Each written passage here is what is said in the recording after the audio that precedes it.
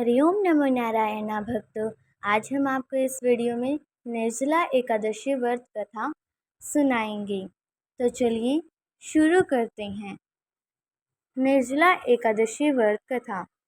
भीमसेन व्यास जी से कहने लगे कि हे पितामह, भ्राता युधिष्ठिर, माता कुंती, द्रौपदी, अर्जुन, नकुल और सहदेव आदि सब एकादशी का व्रत करने को कहते हैं, परंतु महाराज मैं उनसे कहता हूँ कि भाई, मैं भगवान की शक्ति पूजा आदि तो कर सकता हूँ, दान भी दे सकता हूँ, परंतु भोजन के बिना नहीं रह सकता।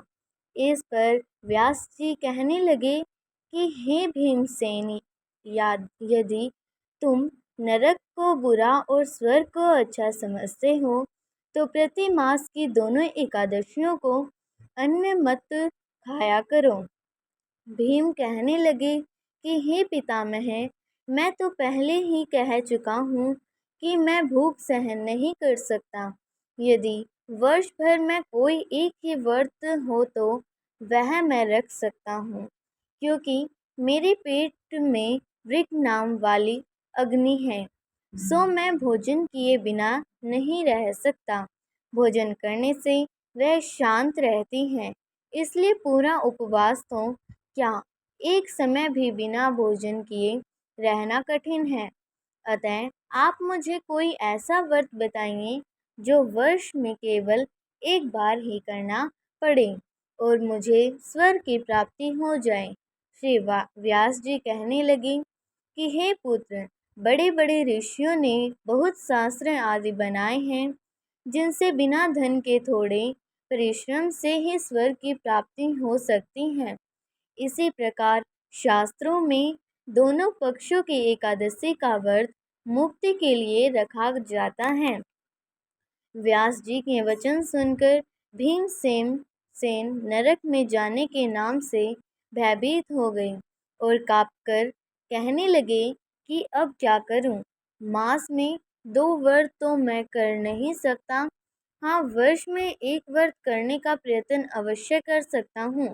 अतः वर्ष में एक दिन व्रत करने से यदि मेरी मुक्ति हो जाए तो ऐसा कोई व्रत बताइए। यह सुनकर व्यास जी कहने लगे कि वृषभ और मिथुन की संक्रांति के बीच ज्येष्ठ मास के शुक्ल पक्ष की जो एकादशी आती है उसका नाम निर्जला है। तुम उस एकादशी का व्रत करो। इस एकादशी के व्रत में स्नान और आचमन के सिवा जल वर्जित है।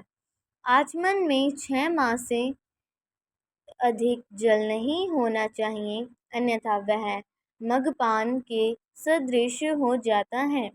इस दिन भोजन नहीं करना चाहिए, क्योंकि भोजन करने से व्रत नष्ट हो जाता है। यदि एकादशी को सूर्योदय से लेकर द्वादशी के सूर्योदय तक जल ग्रहण न करें तो उसे सारी एकादशियों के व्रत का फल प्राप्त होता है। द्वादशी को सूर्योदय से पहले उठकर स्नान आदि करके ब्राह्मणों को दान आदि देना चाहिए। इसके पश्चात भूखे और सत्पात्र ब्राह्मण को भोजन कराकर फिर आप भोजन कर लेना चाहिए। इसका फल पूरे एक वर्ष के संपूर्ण एकादशियों के बराबर होता है। व्यास जी कहने लगे कि हे भीमसेन, यह मुझको स्वयं भगवान ने बताया है। इस एकादशी का पुण्य समस्त तीर्थों और दानों से अधिक है। केवल एक दिन मनुष्य निर्जला रहने से पापों से मुक्त हो जाता है। जो मनुष्य निर्जला एकादशी का व्रत करते हैं उनकी मृत्यु के समय यमदूत आकर नहीं घेरते, वरन भगवान के पार्षद उसे पुष्पक विमान में बिठाकर स्वर्ग को ले जाते हैं। अतः संसार में सबसे श्रेष्ठ निर्जला एकादशी का व्रत है, इसलिए यत्न के साथ इस व्रत को करना चाहिए। उस दिन ओम नमो भगवते वासुदेवाय मंत्र का उच्चारण करना चाहिए और गोदान करना चाहिए। इस प्रकार व्यास जी की आज्ञा अनुसार भीमसेन ने इस व्रत को किया। इसलिए इस एकादशी को भीमसेनी या पांडव एकादशी भी कहते हैं। निर्जला व्रत करने से पूर्व भगवान से प्रार्थना करें कि हे भगवान, आज मैं निर्जला व्रत करता हूँ, दूसरे दिन भोजन करूँगा। मैं इस व्रत को श्रद्धापूर्वक करूँगा, अतः आपकी कृपा से मेरे सब पाप नष्ट हो जाएं। इस दिन जल से भरा हुआ एक घड़ा वस्त्र से ढककर स्वर्ण सहित दान करना चाहिए।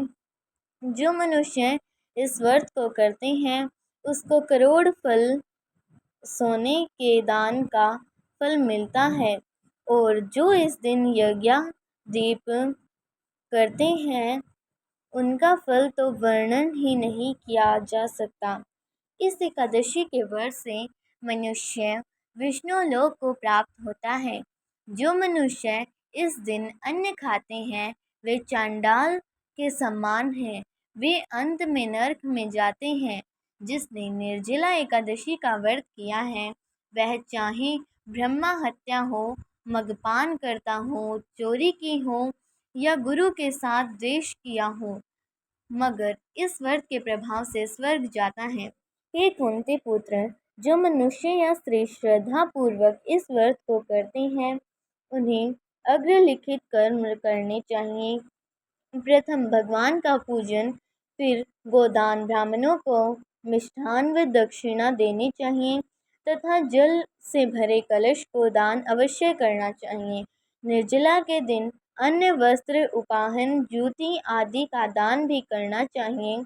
जो मनुष्य भक्ति पूर्वक इस कथा को पढ़ते या सुनते हैं उन्हें निश्चय ही स्वर्ग की प्राप्ति होती है। तो आपको ये वीडियो कैसी लगी? लाइक कमेंट में हर हर महादेव ज़रूर लिखिएगा और सब्सक्राइब ज़रूर कीजिएगा।